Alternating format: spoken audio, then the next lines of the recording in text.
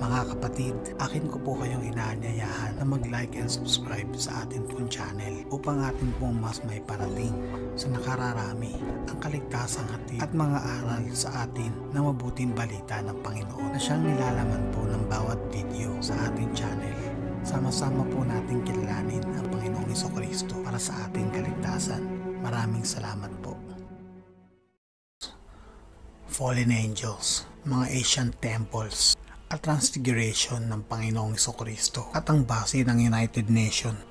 Ang Mount Hermon, isa sa mga makasaysayan lugar dito sa mundo, ay maraming beses na rin nabanggit sa Biblia at kung saan ito ay sumisentro sa mga halagang pangyayaring naganap sa lugar na ito at kung ano ang naging koneksyon ng lugar na ito sa ating kasaysayan at sa darating pa ay ang ating titignan sa video na ito. Ang Mount Hermon ay binubuo ng mga bulubundukin na may tatlong magkakaibang taluktok na ang bawat isa ay may magkakaparehong taas at halos ang bahagi nito ay nasasakupan at kontrolado ng Israeli border. Kasama na rin ang Hermon Nature Reserve. Ang Biblia ay naghahayag naman ng mga kaganapan patungkol sa nasabing lugar na ito sa awit, gaya ng hamog sa Hermon na tumutulo sa mga bundok ng Sayon, sapagkat doon pinarating ng Panginoon ang pagpapala sa makatuwid, bagay ang buhay na magpakailan paman. Sa Deuteronomio, dito binabanggit ang ginawang pagsakop ni Joshua sa dalawang kaharian, ang kaharian ng mga higante na sinasakupan ang bulubundukin ng Hermon. Gayon din, ibinigay ng Panginoon nating Diyos sa ating kamay si Og na hari sa Basan at ang buong bayan niya, at ating sinaktan siya hanggang walang natira sa kaniya, at ating sinakop ang lahat niyang mga bayan ng panahong iyon. Walang bayan na di natin nasakop sa kanila. 60 bayan ang buong lupain ng Argob, ang kaharian ni Og sa Basan. At ayon naman sa Book of Enoch, ang nasabing lugar, ang Mount Hermon, ay kapareho ding lugar kung saan dito bumagsak ang mga fallen angels matapos silang itapon mula sa langit. At sa mismo ring lugar na ito, ang grupo ng mga ito, ang mga nahulog na anghel, ay sumumpa sa kanilang mga sarili na maghimagsik at gumawa ng kasalanan sa Panginoong Diyos.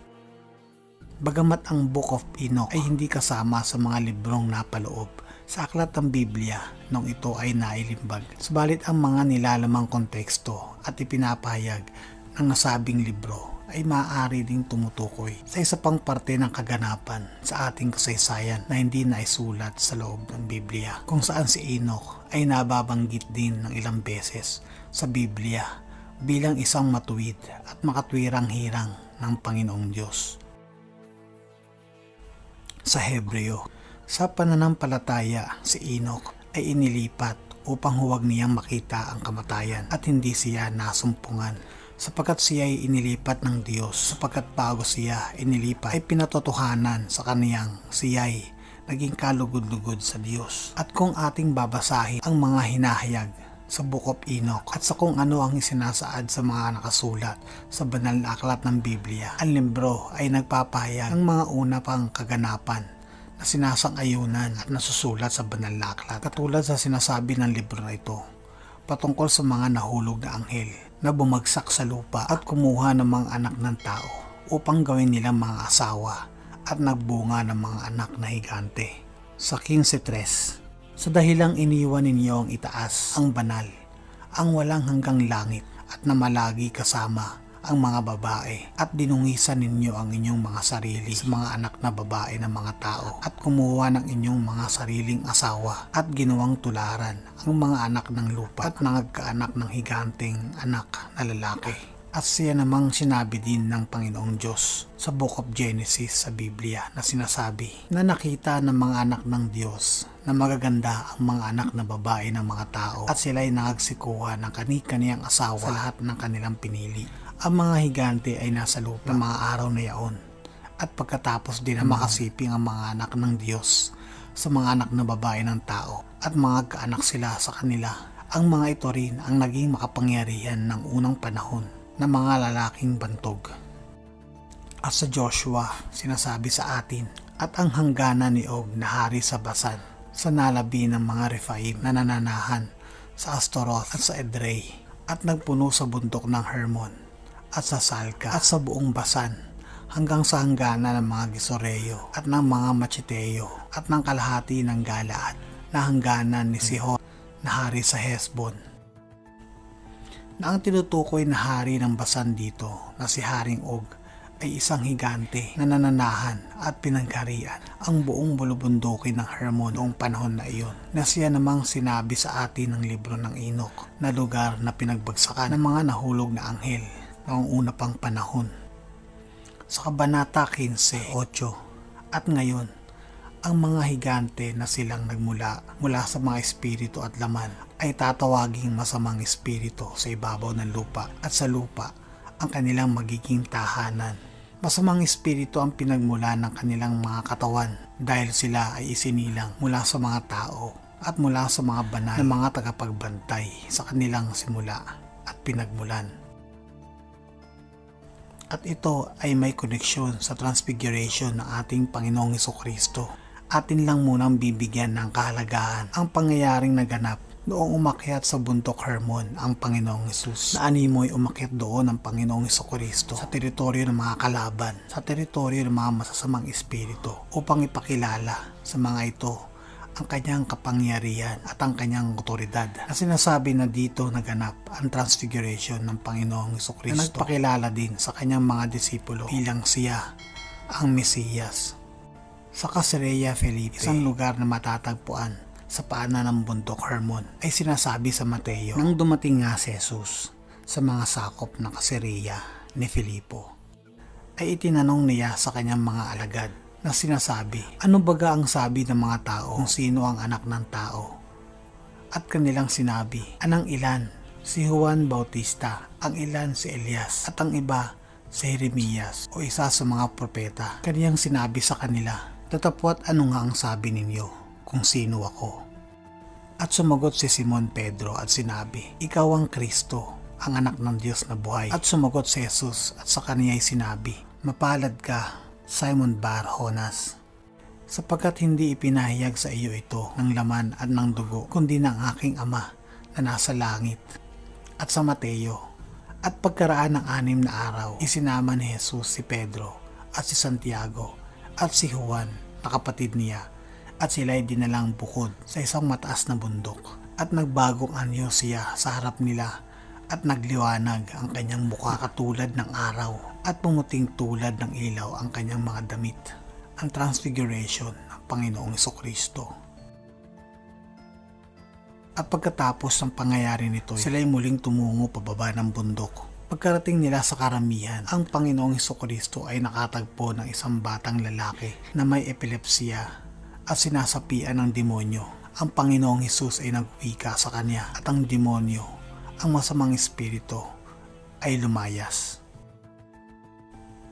Kaya ang unang nagawa ng Panginoong Hesukristo mula sa pag-akyat niya sa bundok ng Hermon ay magpalayas ng masamang espiritu na nabanggit sa libro ng Enoch patungkol sa mga kaluluwa ng mga sinaunang higante na siyang mga tatawaging mga masasamang espiritu. Na kung ating titignan ang ating Panginoong Hesukristo, matapos niyang ipinakita ang kanyang tunay na kaanyuan, ang kanyang tunay na kapangyarihan, ay nakaharap siya ng isang demonyo, isang masamang espiritu, na ang pinanggalingan ng mga ito ay ang mga fallen angels na nagbuhat pa sa sinaunang panahon. Naayon naman sa Encyclopedia Britannica, ang salitang Hermon ay nangangahulugang ipinagbabawal na lugar.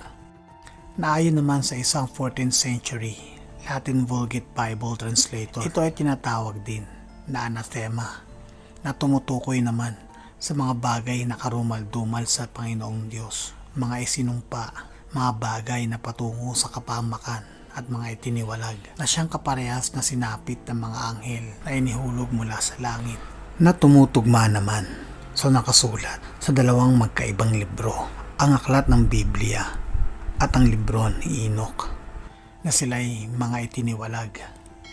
At kung ating titignan sa ating kasalukuyang panahon, ang Mount Hermon ngayon ay ginagamit bilang isang UN base headquarter, na kilala din sa tawag sa lugar na iyon bilang Hermon Hotel. At ito ang pinakamataas na permanenteng pinakamahalagang posisyon ng UN sa buong mundo.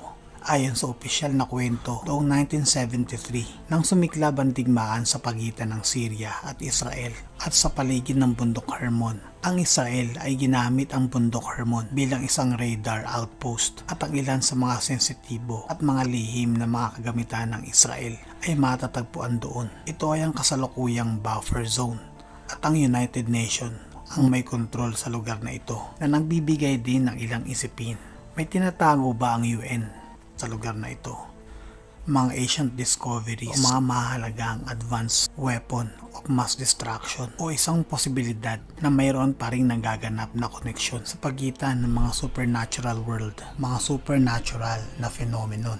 Hindi kaya ang kapamahalaan ng tao na sinusubukang gumamit ng mga supernatural na puwersa upang makakuha ng isang bentahe sa digmaan at kapangyarihan. At ilan sa mga archaeological na connection sa Mount Hermon ay ang Nimrod Castle na itinayo sa katimugang mga dalisdis ng Mount Hermon. Ito ay naitayo noong Hellenistic period sa mga panahon noong 4th century hanggang 7th century at muling itinayo noong 1228. Nakahalin tulad din ng UN base na itinayo sa Mount Hermon. Ito ay itinayo rin upang magsilbing buffer zone o magsilbing imbakan ng mga kagamitang pandigma upang mapigilan ang napipintong pag-atake ng mga hukbo ng 6th Crusade sa Damascus.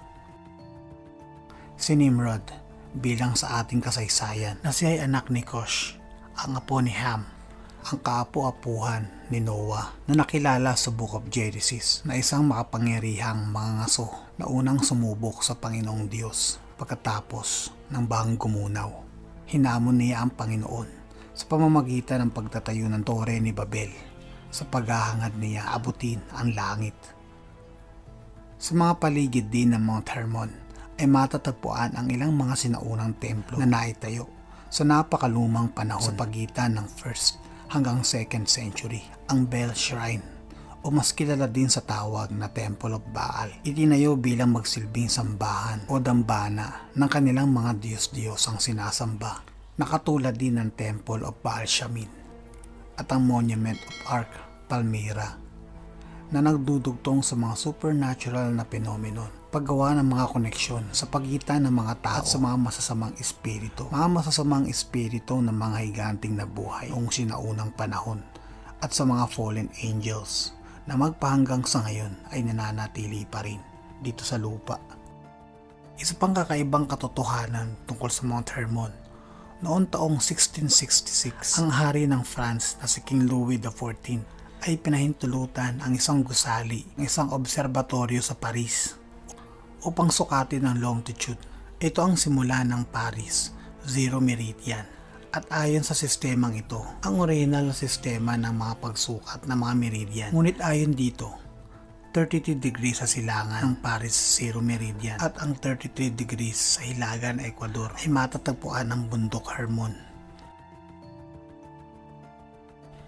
Alam naman natin ang bilang ng 33 sa kasalukuyan ay ginagamit sa maraming iba't ibang paraan upang kutyain ang ating Panginoong Jesucristo dahil iyon ang panahon na pinaniniwalaan na siya ay namatay sa krus sa edad na 33. Subalit lagi din natin tatandaan na kung walang Panginoong Jesucristo na nagsakripisyo nung panahon na iyon ay wala ring mangyayaring pagtutubos ng sanlibutan. At ang transfiguration na kanyang ipinakita sa kanyang mga disipulo ay malapit na din nating masaksihan kapag siya ay muling nagbalik para sa ating kaligtasan. Ako po ay muling nagpapasalamat at kayo po ay nakaabot muli sa dulong bahagi ng ating video. Nagpapasalamat din po ako sa inyo pong pagtangkilik sa ating munting channel. Ang mundo pong ating ginagalawan ay lubang napakahiwaga, kagaya ng mga pangyayari sa ating kasaysayan na may mga bagay na hindi pa rin kayang sagutin ng siyensya. Sapagkat ang kaisipan ng tao ay hindi rin kayang maunawaan kung hanggang saan ang kalawakan ng kaalaman ng Panginoong Diyos na ating Ama, ang lumikha ng lahat. Kaya pinagkaloob niya sa atin ang kanyang anak, ang Panginoong Jesucristo na nagkatuwang tao upang sa gayon ay maabot natin sa ating pag-uunawa kung paano mabuhay ng may buong pananampalataya sa Panginoong Diyos, katulad ng ipinakita sa atin ng kanyang anak. Papurihan po natin palagi ang Panginoong Diyos Ama. Sumampalataya tayo palagi sa kanyang anak, ang ating Panginoong Jesucristo. Maraming salamat po. God bless.